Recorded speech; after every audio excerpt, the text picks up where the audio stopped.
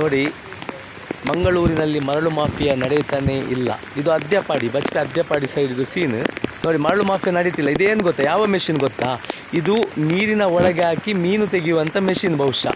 ಅಲ್ಲಿ ನೋಡಿ ರಾಶಿ ಹಾಕಿದ್ದಾರೆ, ಒಂದು ಸೈಡಲ್ಲಿ ಎಂಡಲ್ಲಿ ರಾಶಿ ಹಾಕಿದ್ದಾರೆ. ಅದು ಹೊಯ್ಗೆ ಅಲ್ಲ, ಮರಳಲ್ಲ ಆಯಿತಾ.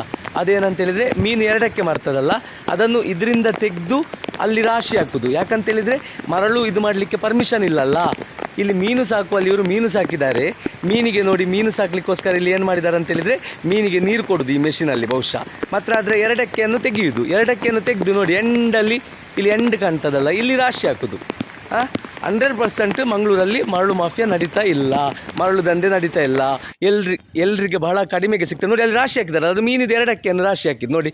ಅದು ಮೀನು ಸಾಕುವಲ್ಲಿ ಮೀನಿದು ಎರಡಕ್ಕೆನಲ್ಲಿ ಫುಲ್ಲು ರಾಶಿ ಹಾಕಿದ್ದಾರೆ, ಗೊತ್ತಾಯ್ತಾ? ರಾಶಿ ಹಾಕಿದ್ದಾರೆ. ನಮ್ಮ ಅಧಿಕಾರಿಗಳೆಲ್ಲ ಪರ್ಫೆಕ್ಟ್ ಆಗಿದ್ದಾರೆ. ಎಲ್ಲ ಕಡೆ ಎಲ್ಲೂ ಕೂಡ ಒಂದು ಸ್ವಲ್ಪ ಮರಳು ಹೋಗೋದಾಗೆ ನೋಡ್ತಾ ಇದ್ದಾರೆ.